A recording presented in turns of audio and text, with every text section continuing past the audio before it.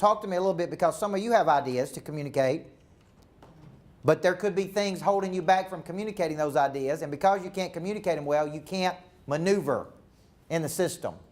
So when you're communicating those ideas, give me some things that you definitely need. How many of you had communication classes in school, by the way? Okay? So give me some things that you need to communicate your ideas effectively to get things done. Because this is what we're working on with him just a few minutes ago. Okay? And to his credit, he just got it 45 minutes ago. So I don't expect him to come over and do it. But give me some things, because right now I see a lot of people that are very poor communicators. And that drives down their influence. You with me? And if you're in the business of influencing other people for speed, efficiency, trust, chemistry, knowledge, but you can't communicate, it diminishes your value in a way, right? So give me some things you need to communicate better. The short, like what you're going to say as short as possible so you can like communicate it. Okay, good. Why do you need to say it like that? So that everyone can understand. Ah, they did a study not long ago. Whether you like President Trump or not, doesn't matter. Somewhere along the way, he's been coached to say things in very short segments. So when you study his communication style, he says the same words over and over. He breaks it down very simple. He uses words like tremendous, huge, great, people loved it. And he communicates in short sound bites. Right? He doesn't communicate very, very complicated things, because the average American out there in the world operates, well, anybody know what reading level most operate at? Third. Yeah. Typically third, fifth, maybe sixth. So when you see people write books, a lot of people write books, and the ones that sell a lot of copies of the books write simple books. Like, it always drove me crazy in my space that John Maxwell sold 60 million books a year, because I would read a John Maxwell book and I'd be like, I feel like I'm reading a third grade book here, right? But he figured out something that a lot of people didn't figure out, which is how to write in simple terms that an everyday person could read that's a leader. Okay? All right, so concise is one. How many people do you see ramble around about an idea and can't get to the point? We're also in an ADHD world, aren't we? That means people's attention span is like of a gnat. So you have got to have something. So this is one. This is one. Short, concise. What else? Give me some more things you need to be a very effective communicator. Confidence. Where does that come from, by the way? Your belief and your experiences that you've had. Yes. Your belief that what you're saying is true, and you believe in what and you want to portray that message. What if I believe that it can help drastically change your life? What if I've shown a demonstrated capacity that it's helped a lot of people? Where does that confidence come from? Practice. Over and over and over and over. And conviction, right? So confidence, I want you to think of having contagious confidence. Contagious confidence is it like leaves a residue. Like when you're gone, it's still there. Yes? So 5 minutes till it starts. I don't have the video working. I think I need you to log in again here. Okay. I just don't want Yeah. everyone else to get on. You got it. So give me one more, and then I got to solve this problem real quick. Yes? Conviction. Conviction. Where's conviction come from? So here's what I taught Drew and the managers just a few minutes ago. When you're given a message, here's what you need to. Here's how you need to give it. Here's what I believe. Lead with what you believe. Number two, let me tell you why I believe it. I believe that we're doing a great job, but there's room for improvement. I believe that we can be 3 times faster than we currently are right now. I believe, you understand what I'm saying? To get agreement. Because of that belief, here's what we're going to do the next 30 days. Here's how we're going to do it a little bit different than what we've been doing it. Okay? Here's how I know you feel about this, right? And here's a call to action. So there's specific things that you need to do. So when you communicate very effectively, your stock goes up. When you communicate very poorly, I don't care how smart you are, sometimes it really, if you can't communicate, it really hurts you. Okay? So I see a lot of young people that cannot communicate effectively. They got ideas, but they don't have conviction. They got ideas, but they don't have passion. They got ideas, but they don't have confidence. They got ideas, but they don't have clarity. Right? All of this is critical to you being able to get your point of view across to other people, okay? We got people out there watching. I love this contraption. Did you come up with this? Yep. This is resourcefulness right here, right? Yep. We got 20 people joined. Great. I want you to write this down.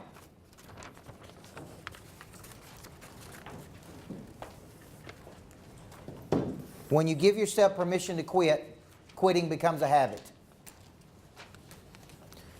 When you give yourself permission to quit, quitting becomes a habit.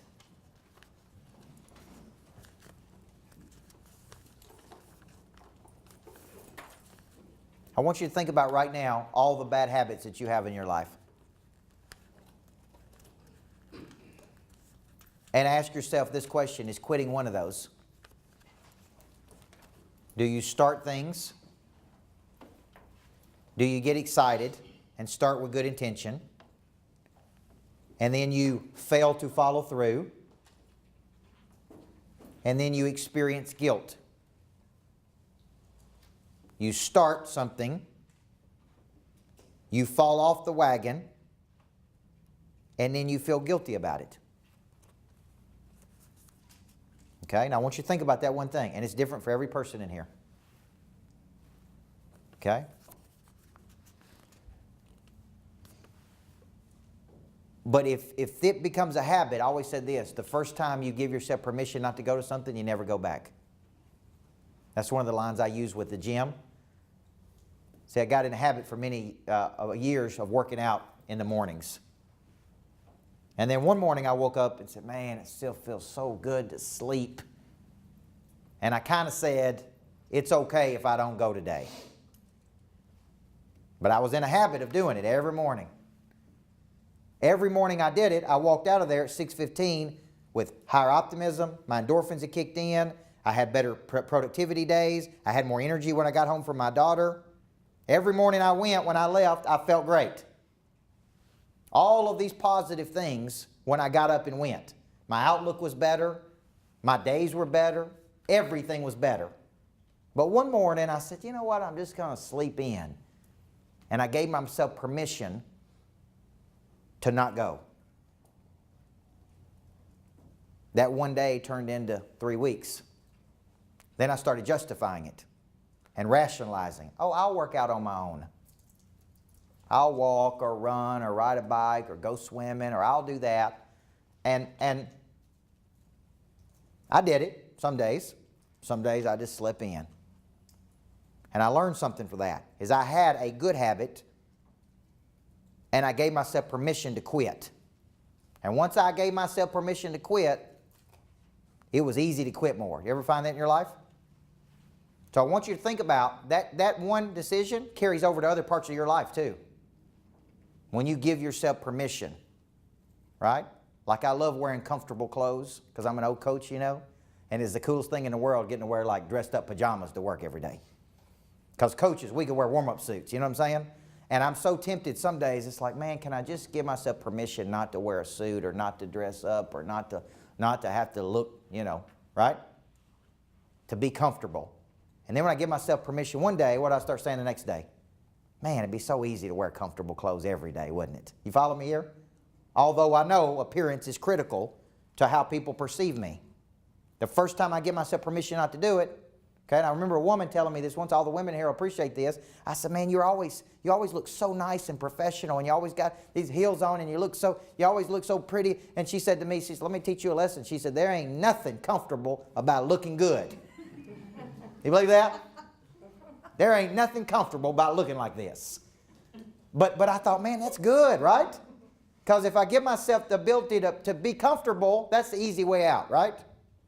So I want you to think about right now, and the reason I'm using this in the work context is because I watch employees that I have on my team, and I watch them the first time they give themselves permission to be rude to a customer.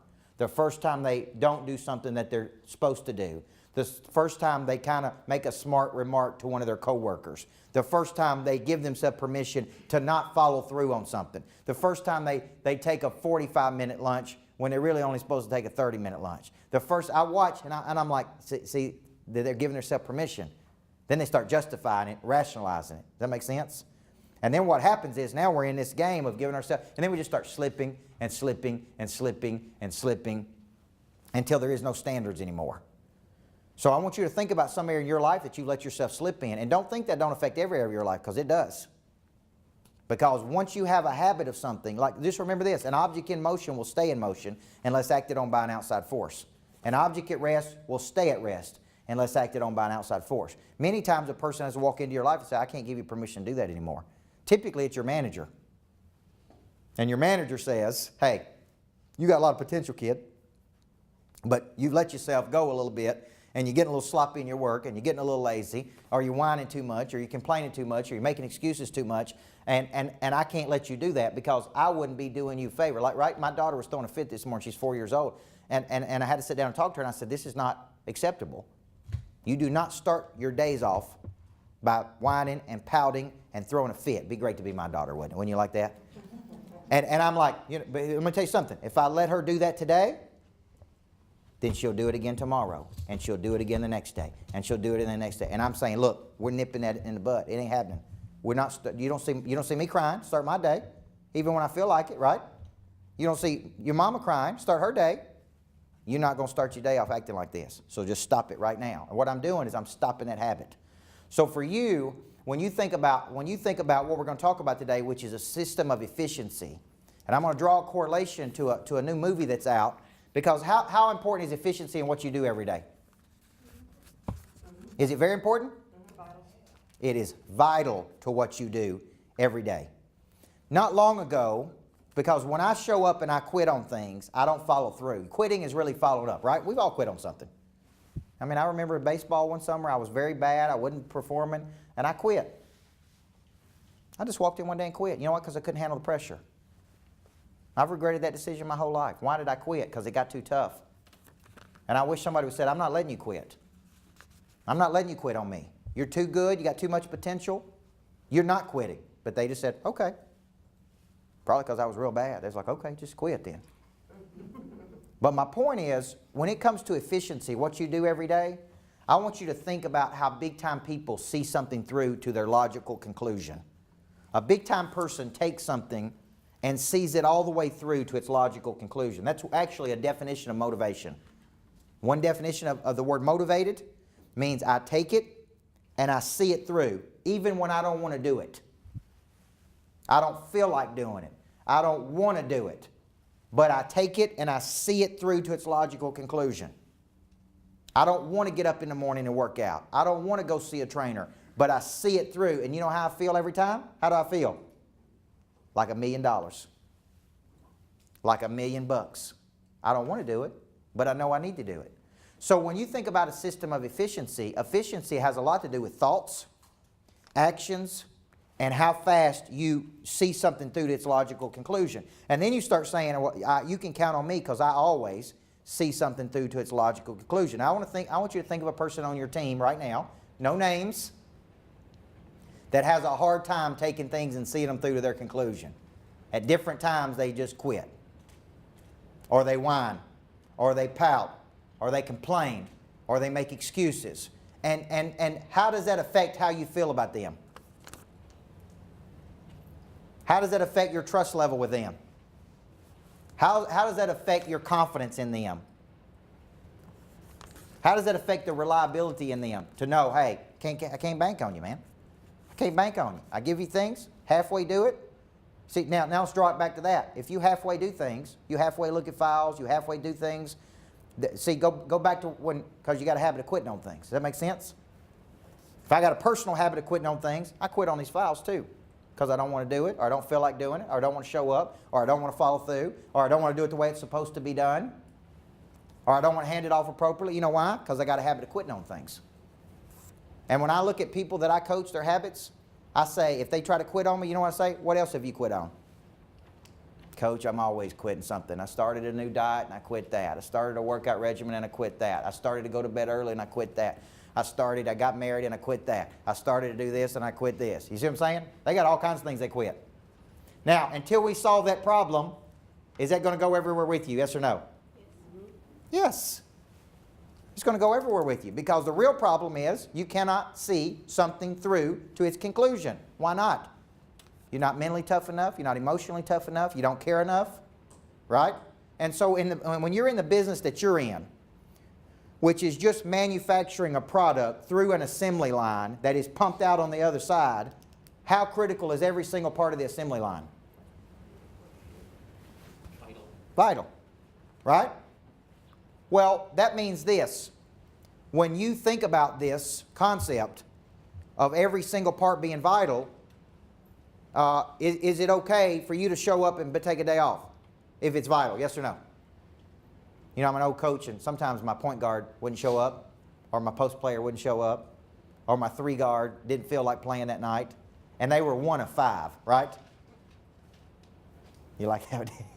But you know what? That 1 of 5 always cost us a game, because this one didn't show up. Four of them could have showed up, but 1 of them did not show up.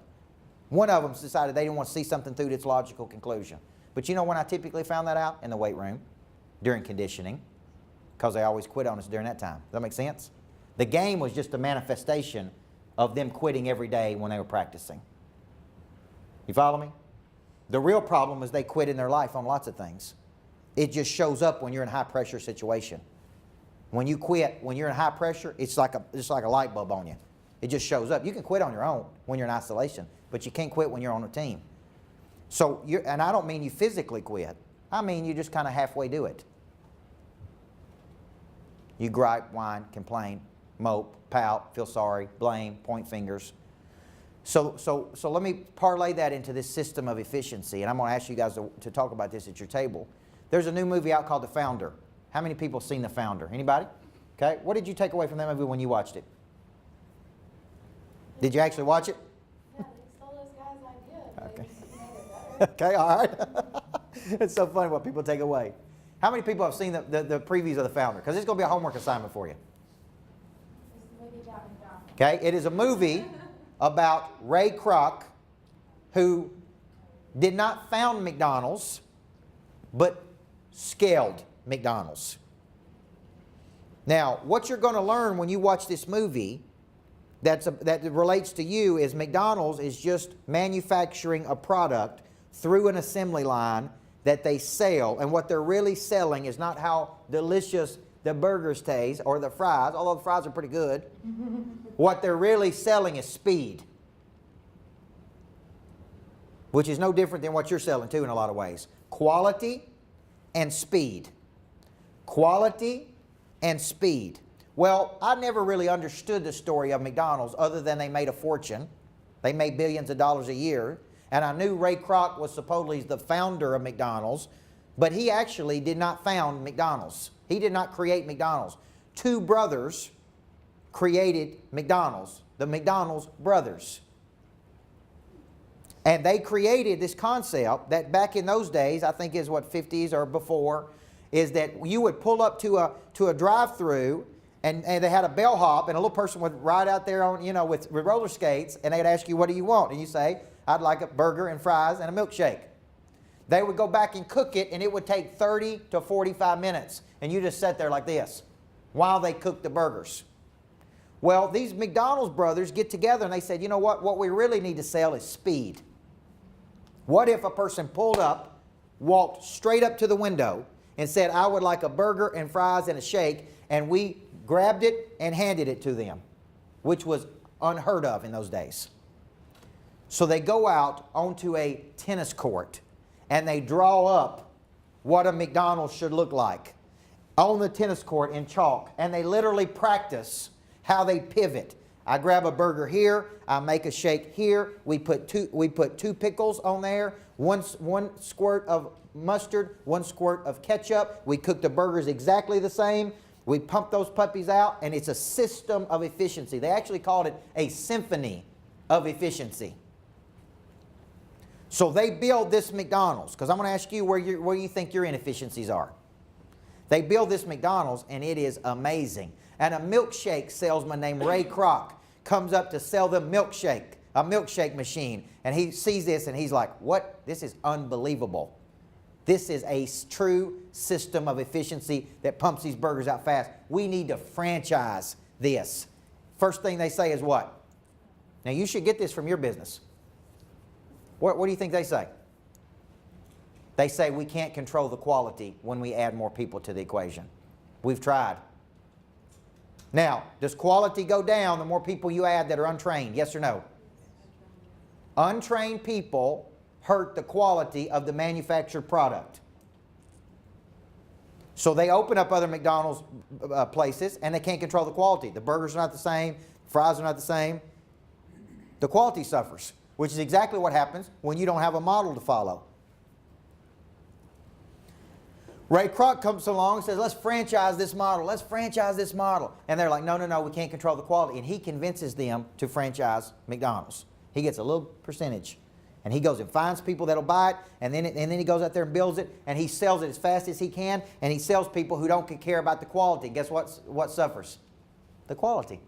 So they're putting lettuce, they're selling fried chicken, biscuits.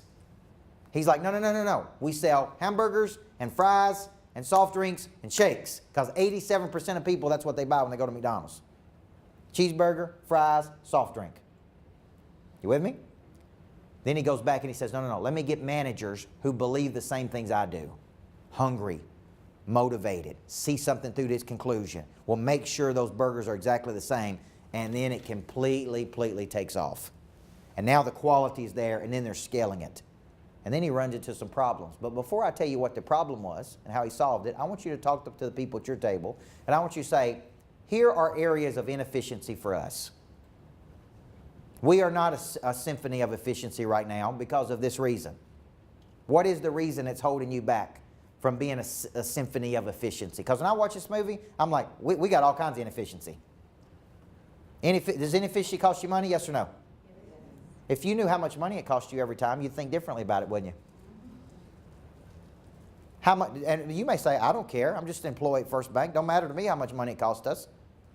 If this takes too long, or this has to be touched again, or this is halfway done, I don't care. Well, eventually, that I don't care mindset stems from somewhere else, because you just don't care about your work. And when you don't care about your work, you're really saying you don't care about your reputation. And if you quit on some things in your life, you quit at work too. And that's just a personal problem that you got that you haven't figured out how to work through yet. And for you to be great, you got to solve that problem. Why do I quit on things? Okay? So take a second, tell the people around you, this is where I think we slow down our inefficiency. This is where our inefficiency is, okay? Take a second, tell the person at your table. Take off. I think Ben is responsible for all the efficiencies. Ben, come on, Ben. Come on, Ben. You guys are hungry, aren't you? I want you to think in terms of non-refundable seconds. Just out of curiosity, how many seconds are there in a day?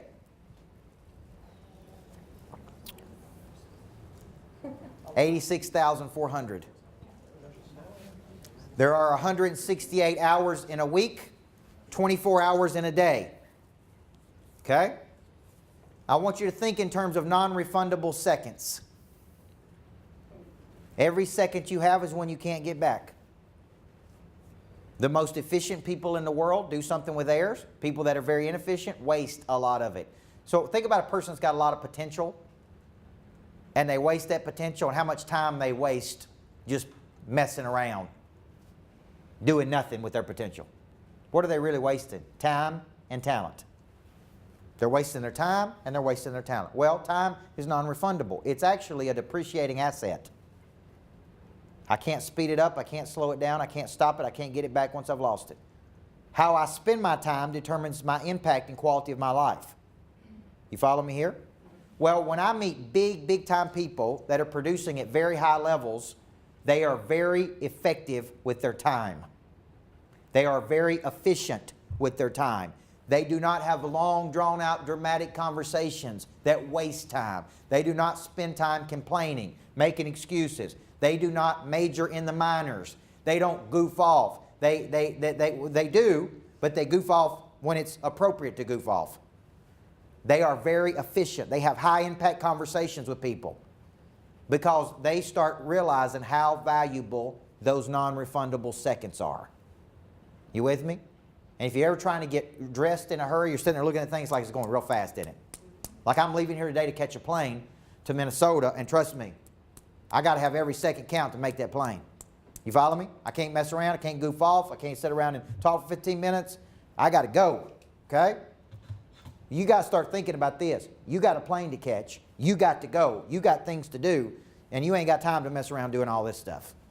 So here's what I'd like to hear from the tables.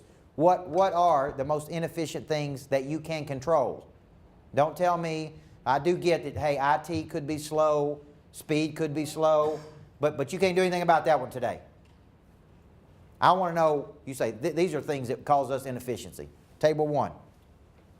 We came up with communication, and not just communication between each other, but communication in what one person wants from the other person. Ooh, it's good. You need to go home and talk to my wife, man. That's good. Communication, right? Hey, communication, there's never enough of it. I want more, right? You ought to want to communicate with people so much that they go, I got it. I got it. You ain't got to tell me anymore. Not I want more communication. The more I can communicate, it's called open file syndrome. Open file syndrome is I opened a file in my brain, I handed it off to you, Wayne. If you don't do anything with it and you don't communicate with me, how do I know if it's been taken care of? Well, when you don't communicate with me, now I got to micromanage you because you won't communicate, and I got to stay on. Now you start saying I'm a micromanager, I'm a control freak, and I don't want to be a control freak. I want to know when I hand it off, when I had the idea or file, I handed it to you and you did it. I don't have to ask twice. I don't have to come back. I don't have to check up on you. I don't have to micromanage you. But what if every time I hand a file to Wayne, it never gets done? Or it doesn't get done appropriately? Or Wayne's a quitter? Right? Because he quits on me every time. Guess what I got to do now? I got to watch Wayne every second, don't I?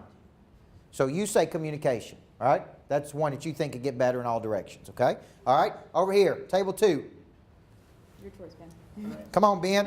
Well, we were going to go with our technology and systems, but since you threw that out, I'll kind of piggyback off communication. I think we realize some of our efficiencies, but we don't take the time to actually work on them. That's right. We're so busy during the day doing our day-to-day tasks Okay. and trying to get those tasks done that we don't sit and meet or discuss and actually work on fixing the inefficiencies. That's right.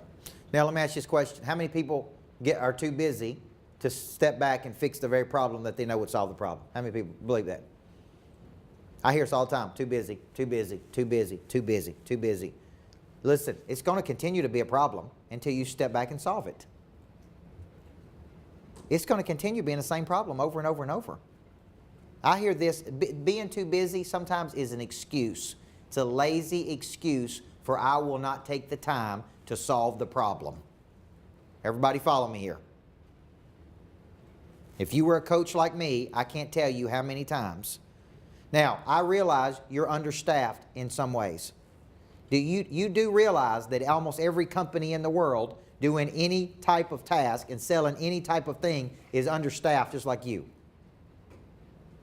You do realize that, right? It ain't just a mortgage business. When I was in New York City this week, coaching a little guy who owns a air conditioning company, you know what he said? Oh my gosh, I'm just so busy, and I don't have enough help, and I can't find any technicians, and I'm getting 500 calls a day. Right? He's got the same problem you do. Everybody is understaffed. Why do you see help wanted on every sign, every business in America, even crappy businesses? They're like, we can't find enough people to help us, right? So part of our problem is a strategy problem. And what I mean by strategy is we're creatures of habit. I bet you get up at the same time every morning, you go through the same routine, you brush your teeth the same way, you get ready the same way, you take a shower at the same time, you go the same way to work. You know why? You're a creature of habit. Well, what happens to you at work is you just go and go and go, and you never take time to get off the hamster wheel and step back and go, how can we do this better? Well, we're too busy to even think like that. We're too busy to even have that conversation. Well, hey, we're too busy to go over here for 30 minutes and talk about getting better. We're too busy to even get coached on how to get better. Right? So I want you to really understand one of these things is, hey, if we don't take time to get better, it ain't going to get better. This is a never-ending cycle, guys, that never gets better. Okay? Wayne, what about your table? Yeah, we came up with 2, really. With procrastination is just a big problem and creates a lot of inefficiencies, and then they were more on the actual day-to-day activities, talking, even elaborate on that. We had talked about like technology piece or, you know, other lines of business entering data incorrectly or something breaking, but that's out of our control. What would be in our control is, you know, kind of what Ben said, finding things that we can fix and actually taking the time to fix them. Yep. That's been, you know, we can complain all day long about something, but if we are not picking up something and seeing it through to the end, like we might bring up an idea or throw something out there, but we don't get it on paper, we don't get an action item Right. queued, we don't start working on it, we don't, you know, get other people's input and see it all through the process of actually implementing that change and that Yep. improvement. And so we got this fire burning over here, Mhm. but we're not going over it and getting rid of the root cause of the That's fire right. in the first place. That's right. You ever heard the old saying is, we're too busy driving the car down the road to change the tires on the tire? You know what I'm saying? We're trying to change the tire. I'm going 1,000 miles an hour. Yeah, we're trying to change the tire while we're driving down the road. Okay? So I want you to think about this. One of the things we coached Drew in earlier was there needs to always be a call to action. From this meeting today, here's 2 or 3 things that we need to do in the next 30 days. We need to get off site for 3 hours, and we need to talk about how we solve this problem that we're having every single day, every single week. So let's go back to my little guy selling air conditioning units and fixing air conditioning units in New York City. He kept complaining that he couldn't find technicians. And he said, I've exhausted everything. I've exhausted all my options. I don't know what to do. I said, you haven't exhausted all your options. You haven't started your own little school of air conditioning techs to get kids that are 18 years old have you gone over to the vocational school and recruited kids from there and taught them how to work with you and let them work with you for a year? Don't tell me that you've exhausted all your options, because you haven't exhausted all your options. Start your own air conditioning school. Breed your own talent. You see what I'm saying? Because that's the first place we go. Oh, we've done everything we can do. Well, you haven't done everything you can do. That's just an excuse not to do something. Procrastination is real simple. Perfectionism breeds procrastination. So here's the problem. I want it to be perfect. I want timing to be right. Oh, timing's not right now. When's the timing going to be right in your life? When's the timing going to be right for anything in your life? Never. You're always going to find an excuse why the timing's not right. I'll wait till next week. Well, we won't be so busy. It's this time. Wait till the fall. Wait till the summer. Wait till this. Wait till I get this. Wait till I get this. Never going to be right. I'm a big believer in take action. Take more action. Figure it out. Recalibrate. Don't wait for some things to be perfect. The perfectionist wants it all to be perfect before they start. And so I hear that a lot. Well, the timing's not right. Well, the timing's not right. Go. Do it. Stop. Okay? All right, back group. Ours was also communication, like communication within, like even our systems, and just writing it out and taking the time to actually send that email, make that phone call. So that was ours. Okay. All right, so we've heard that one 3 or 4 times. Finish us off in the back room. Communication. Come on, Chicken McNuggets. Come on, finish us off. Communication, but we specifically talked about the amount of time it takes for others to reply to us. And again, how like they're not saying that they're following up on it, so you're not really sure if they are following up or That's right. not. That's right. So, So does trust factor into the follow-up, yes or no? yeah. If every time you give me something to do, you don't have to check up on me because it's money in the bank, I do it. That speeds up, right? Right. I had one person, and don't try this will be the last thing I tell you, but I worked with a CEO once, and as people sent him emails, he had a system that he responded throughout the day, but it did not send all those emails back out until 5 p.m. And when he did respond, it was always bullet points. Never long emails. And I said, why do you do that? Like I know you get a lot of, he said, oh yeah, I get about 200 emails a day. And I said, why do you wait till 5 o'clock to send them all back out? And he said, the likelihood that people will respond back to me after 5 is very minimal. So I say to people what I need to say. It's typically 3 bullet points, no sentences. So you ask him a question, it's bam, bam, bam, 5 o'clock you get it. And he's like, we don't have to go back and forth 17 times on email. You ask me for something, I give it to you, and that's it. And he said, I'm running a $40 million company, and I need to be efficient. And I cannot go round and round with the person 17 times. It's like asking someone to go to lunch. Where do you want to go? What time can you go? How long do you have? Oh, you don't like that? What about if we go here? Right? Hey, get some chicken McNuggets and shut up and let's go, right or wrong. Okay? Now, here's what I'm telling you. Here's the takeaway. I want to see who'll take this challenge too. I would like, between now and next month when we come back together, I'd like to see you watch the movie The Founder. You're going to get a lot of entertainment value and education value out of this, trust me. You're going to take notes. It's going to make you think about your business. It's going to make you think about how you can get better. And what I would also like to see is, we'll come back to the managers on this communication piece. So Cameron, write that down. We're going to come back and talk about how we can solve some of these problems that we see today. And the other thing is, I want to personally challenge you if there's an area in your life that you have shown a demonstrated capacity to start and quit something. I can't tell you what kind of confidence you build when there's something you want to quit but you don't quit. You follow me? Something that your natural desire is to quit, but you fight through that. I can't tell you what kind of confidence will carry with you to work. I was on Good Day New York on Monday. I was in New York City, and I was on a show that a million people watched me on Monday, 1 million. And one of the things I thought about is I was nervous. It was a big opportunity for me, and they just hammered me with these questions, and I had a very short window to answer these questions. And I was thinking about if I didn't have confidence, I would never have had that opportunity to go on a show that big. You follow me here? And even I, as much as I do what I do, was still nervous and scared.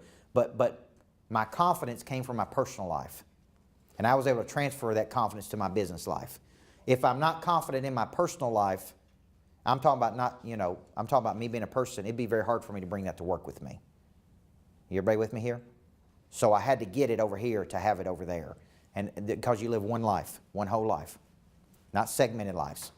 One whole life. So that's my challenge here over the next 30 days. If you've shown a demonstrated capacity to quit on something, see it through. See how it helps you at work. I promise you it'll help you.